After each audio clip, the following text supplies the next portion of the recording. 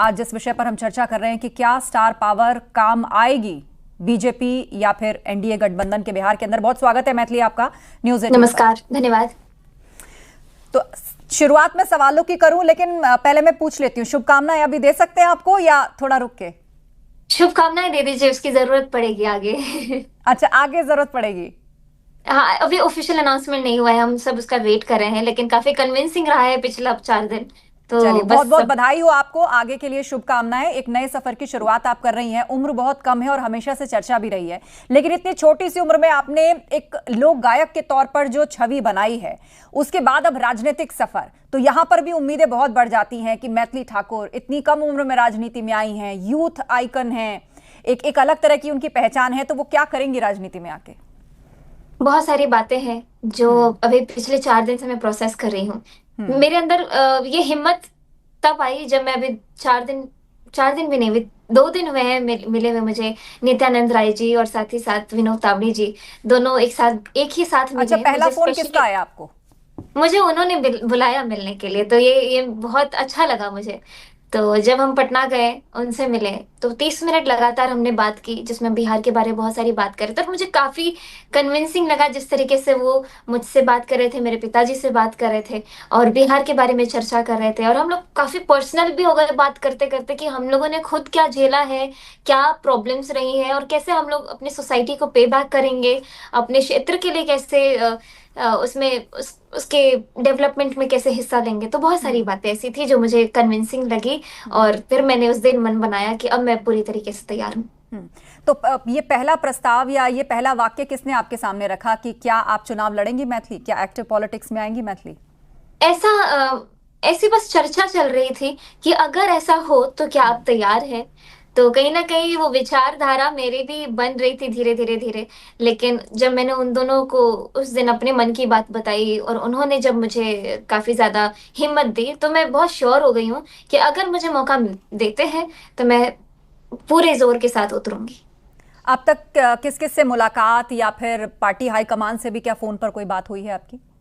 नहीं, अभी फिलहाल आपने जो फोटो देखा है वही। और बाकी दूसरे स्पेस में, क्योंकि मैं कार्यक्रमों में बहुत सारे लीडर्स से, पॉलिटिशियन से मिलती रहती हूँ, प्रधानमंत्री जी से मिलने का अवसर मिला, तो वो अलग चीज है। लेकिन इस दौरान मैं सिर्फ नित्यानंद जी से, विनोद जी से मिली हूँ। तो प्रधानमंत्री जी के साथ भी हमने बहुत सी तस्वीरें देखी हैं, उनके हाथों आपने बतौर इन्फ्लुएंसर एक बड़ा अवार्ड भी लिया हुआ है। तो पूर्व में कई बार जाहिर सी बातें आपकी मुलाकात हुई है पीएम से, तो क्या उन्होंने कभी टटोला? वो तो बातों ही बातों में बहुत कुछ भाप जाते हैं कि आपका इंटरेस्ट, आपकी रुचि क्या इस ओर भी है। कभी नहीं, कभी ऐसी पॉलिटिक्स की चर्चा नहीं हुई। जब भी वो मुझे मिले, मैथिली कैसी हो, नमस्ते। फिर उसके बाद यही कुछ नया गाना बनाई, तो यही सब तो बहुत छोटी छोटी बातें हुई है।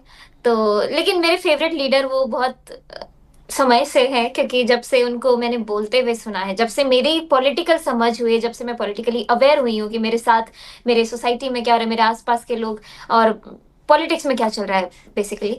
तो तब से मैं उनको बहुत अडोर करते आई हूँ, बहुत अप्रिशिएट, और बहुत ज्यादा मैं उनकी आदर करती हूँ।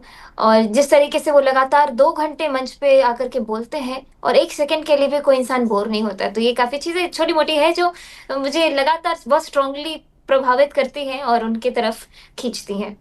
तो पार्टी के जो चाणक्य हैं उनको तो गृह मंत्री अमित शाह सब लोग जानते ही हैं, और कहा जाता है कि वो ही तय करते हैं पार्टी की जो सफलता। आज आज जिस मुकाम पर है पार्टी, उनका एक बड़ा हाथ बतौर रणनीतिकार इसमें माना जाता है। उनसे भी कोई बातचीत हुई आपकी या उनको लेकर? मैं उनसे कभी बातचीत नहीं हुई, लेकिन उनसे, उनके सामने में एक बार कार्यक्रम हुआ था बिहार के किशनगंज में। और ये कम से कम 4 साल पुरानी बात है, 4 साढ़े 4 साल पुरानी। और मीटिंग के दौरान नित्यानंद जी ने मुझे एक हिंट दिया कि आपको वो तब से पसंद करते हैं जब से आपने सुंदर सुभूमि भैया गाया उस कार्यक्रम में, आपको तब से सुन रहे हैं, पसंद कर रहे हैं। ऊपर से मैं गुजराती भाषा में भी काफी गाती हूँ, तो मुझे लगता है कि अलग, एक पॉलिटिशियन वाला एंगल को अलग किया जाए तो हर एक इंसान म्यूजिक से कहीं ना कहीं अटैच्ड होता है और गाने सुनता रहता है, तो मुझे उस तरीके से वो जानते हैं। तो यानी राम भजन गाते गाते अब आगे भी राम जी बेड़ा पार लगाएंगे। राम की बात करने देखते वाली हैं पार्टी क्या। की से तो आप जुड़ी रही हैं। इसीलिए मैं बोल रही हूँ, विचारधारा काफी मिलती जुलती है, कहीं ना कहीं सोच एक है, अलाइन हो रहा है हर एक चीज। मैंने कभी ऐसा सोचा कि मुझे अवसर मिले ऐसा कि मैं लोगों की सेवा करूं, और इतनी जल्दी वो चीज मैंने मन में सोची और सामने से वो ऑफर या वो प्रस्ताव मुझे मिले, तो मैं उसको बिल्कुल नहीं नकारूंगी। जी। कभी सोचा नहीं था इतनी कम उम्र में इतनी जल्दी मुझे ये अवसर मिलेगा। जी। कई सारी जगहों का नाम चल रहा है मैथिली ठाकुर के साथ कि वो यहाँ से क्या लड़ सकती हैं या इस जगह से लड़ सकती हैं, तो क्या कोई आपने ख्वाहिश ऐसी जताई है कि कहाँ से चुनाव मैंने लड़ेंगी? मैंने कोई कभी ख्वाहिश नहीं जताई है। मुझे बिहार में कहीं से भी मौका दिया जाएगा, मैं उतनी ही मजबूती के साथ खड़ी रहूंगी। लेकिन जो पर्सनल प्रेफरेंस है, मुझे लगता है मेरे जो गांव का क्षेत्र है, और इसमें दरभंगा मधुबनी दोनों, क्योंकि दरभंगा नानी गांव, मधुबनी मेरा दादी गांव, और दोनों से बहुत ही जुड़ाव है। और कहीं से भी मुझे पार्टी आदेश देगी तो मैं पूरी स्ट्रांगली खड़ी रहूंगी और लड़ूंगी। अच्छा, छोटी सी बच्ची मैथिली जब रही होंगी तो गांव की गलियों में जगह जगह आई एम श्योर आप कुछ ना कुछ गाती हुई होंगी, एक बहुत सारी यादें आपकी वहां से जरूर। जुड़ी होंगी, लेकिन अब जब जी। नेता बन के सबके बीच में जाएंगी तो क्या करेंगी? सोचिए कि आप चाह रहे होते हैं कि मेरे गांव में ये चीज खराब है, इसको ठीक करवाना है, लेकिन आपके पास कोई अथॉरिटी नहीं है, कोई पावर नहीं है।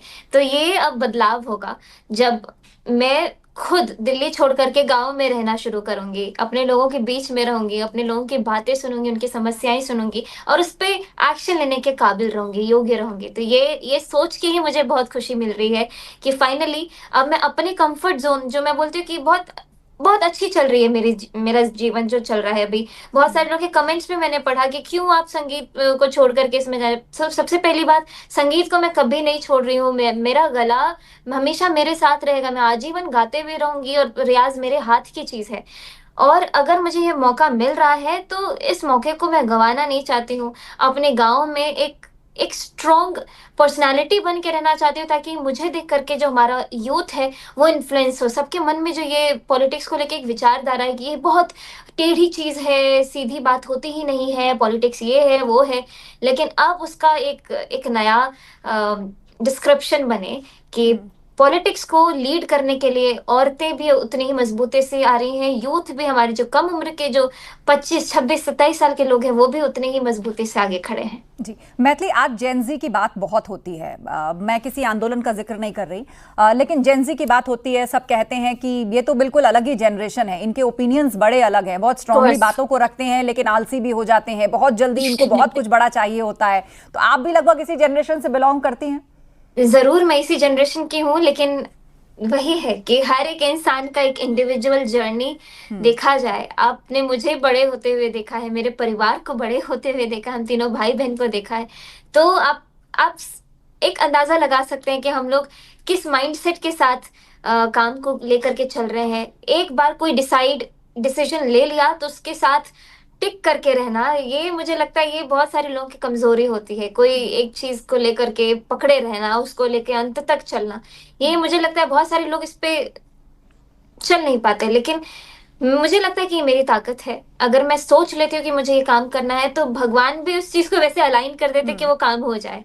तो बस मेरे मन में अभी बस एक ही चीज है कि मैं अपना कंफर्ट जोन हटा करके, जी।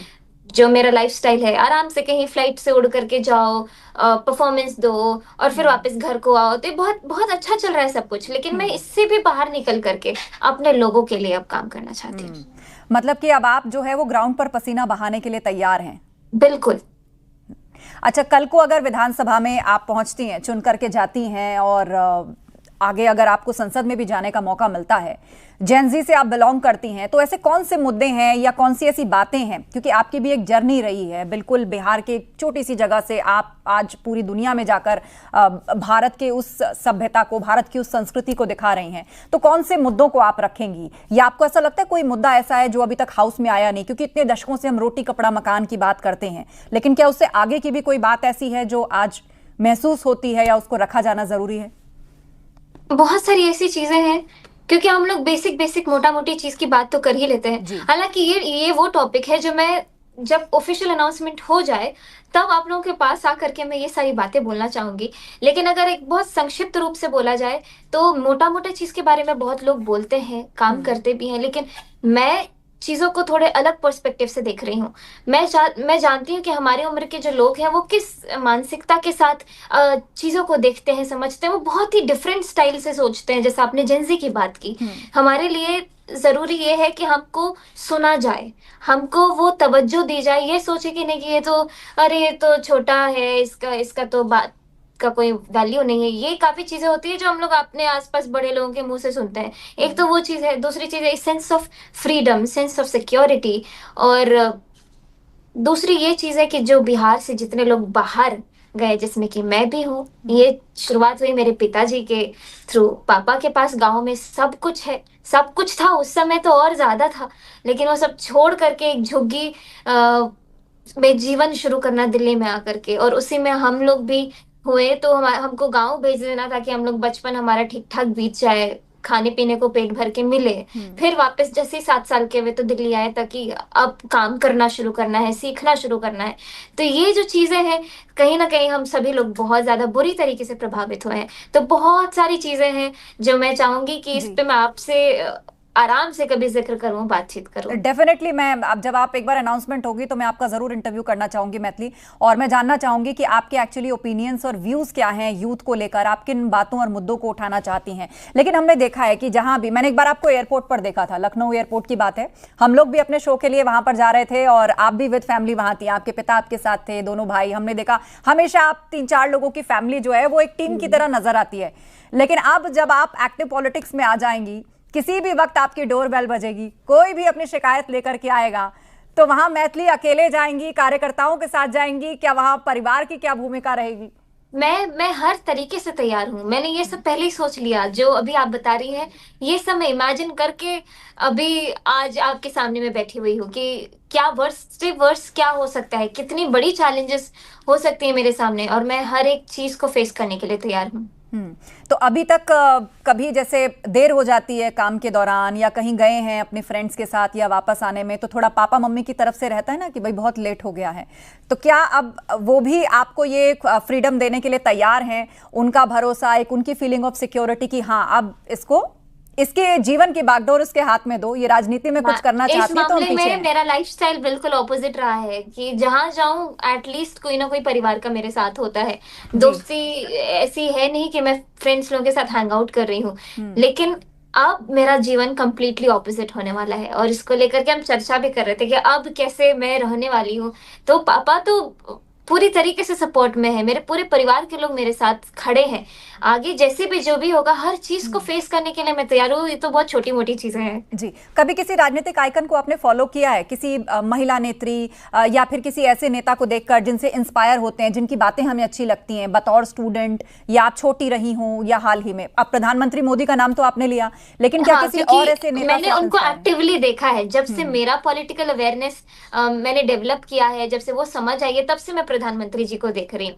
लेकिन अगर पीछे की बात करें तो सुषमा स्वराज जी का एक जो चेहरा है, उनका जो नाम है, जिस इज्जत से हर एक उम्र के लोग उनको सम्मान देते हैं, तो एक वो फिगर है जो काफी काफी ज्यादा प्रभावित करते हैं। उनके बोलने का तरीका, उनके कार्य को एग्जीक्यूट करने का तरीका, तो वो चीजें हैं। तो बस यही कुछ नाम है मेरे दिमाग में।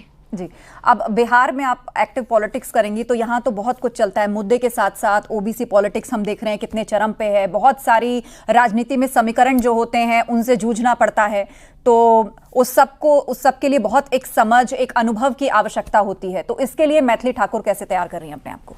हर एक चीज के लिए तो फर्स्ट डे होता ही है। आप कोई भी चीज शुरू करें तो पहला दिन होता है, उसके बाद धीरे धीरे आपकी समझ बढ़ते जाती है। तो पॉलिटिक्स मेरे लिए नया होगा जब मैं एक्टिवली इसमें उतरूंगी, एक्सपीरियंस करूंगी।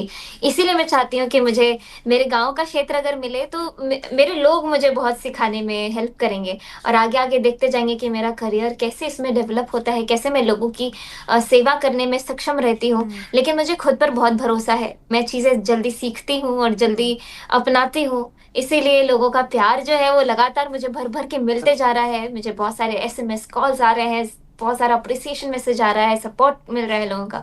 तो बस मैं हर एक चीज सीखने समझने के लिए भी बहुत तैयार हूँ। जी, कहते हैं कि हर साधना का एक फल होता है, तो संगीत आपके लिए साधना की तरह रहा है। उसने आपको बहुत कुछ दिया, आपको बनाया, आज आपका नाम देश विदेश तक लोग याद रखते हैं, आपको बुलाते हैं। तो अब जब राजनीति में आ जाएंगी तो कैसे बैलेंस करेंगी? और एक तरफ साधना है और दूसरी तरफ समर्पण। आप क्योंकि पीएम मोदी से इंस्पायर हैं तो वो तो समर्पित जीवन जीते हैं राजनीति का, उसी की बात करते हैं। एक सेकेंड। जी, दोनों को कैसे बैलेंस करेंगे, संगीत और राजनीति? जी बिल्कुल। बैलेंस तो मैं हमेशा पूरे जीवन भर चीजों को करते आई हूँ। मेरा लाइफस्टाइल ही वैसा रहा है कि चीजों को एक तो प्रायोरिटी ऑब्वियसली सेट करना पड़ता है कि आपको जिस समय में आप हैं उस समय आपके लिए प्रायोरिटी क्या है। तो संगीत ऐसी चीज है, कई सारे लोग क्या ना अपने उम्र के एक पड़ाव में आकर के पॉलिटिक्स को चुनते हैं, या फिर उनको वो मौका तब मिलता है क्योंकि कहीं ना कहीं पॉलिटिक्स के बारे में एक नोशन सेट है लोगों के दिमाग में कि ये एक वैसी चीज है रिटायरमेंट के बाद जब कुछ नहीं हो जीवन में करने के लिए तब जी। पॉलिटिक्स में अपना आजमाओ। लेकिन ये पॉलिटिक्स वो चीज नहीं है कि आप जब थक चुके हो तब जाकर के आप अपनी शुरुआत कर रहे हो। मैं चाहती हूँ कि मैं अभी अपने फुल एनर्जी में हूँ और अभी मैं चीजों को बैलेंस करने में सक्षम हूँ, तो मैं पूरी मजबूती से आऊं। और बिहार को बहुत जरूरत है यूथ रिप्रेजेंटेटिव्स की, जो उनको सुने। पहली बात ही मैंने आपको बोला कि एक सेंस ऑफ अंडरस्टैंडिंग भी डेवलप हो कि लोगों को यही बहुत आफियत देगा कि कोई उनकी बात पूरी तरीके से सुन रहा है। जी। क्योंकि आजकल कोई सुनता ही नहीं है, कोई चुन के आते हैं लेकिन वो चले जाते हैं फिर दूसरी जगह रहने के लिए, अपने क्षेत्र में घूम के आते भी नहीं है। लेकिन वही है कि मैं अपना दिल्ली वाला पूरा जो सिस्टम है जी। वो छोड़ करके मैं अपनी गांव की ओर जाना चाहती हूँ और समर्पित रहना चाहती हूँ। और संगीत, मैं गले से कभी इस्तीफा नहीं दे सकती हूँ। मेरा मेरा संगीत मेरे साथ हमेशा रहेगा और बैलेंस इसमें करने की जरूरत ही नहीं है। मेरा खाना पीना ही म्यूजिक है जी। और साथ ही साथ राजनीति। मैथिली, जाते जाते इस वक्त, क्योंकि आपकी जो ऊर्जा है या जो आपकी एनर्जी है वो बहुत ही ग्रैटिट्यूड में दिख रही है, तो जाते जाते हमारे दर्शकों के लिए आप सुर के माध्यम से या कविता के माध्यम से, या इस वक्त आप कैसा महसूस कर रही हैं या किसको डेडिकेट करना चाहती हैं? कुछ दो लाइन अगर आप जी, हमारे दर्शकों के लिए। हमारी भारत की खूबसूरती को देखते हुए कि हमारी जो आत्मा है हमारे इस भूमि से कितनी ज्यादा जुड़ी हुई है। कुछ भी हो जाए, आप पिज्जा बर्गर कितना भी खा लें, लेकिन रात को लौट करके आपको भात दाल की जो क्रेविंग होती है वो एक सॉलिड चीज है, वो कभी नहीं मिट सकती है। तो ये दो लाइन सुनाती हूँ।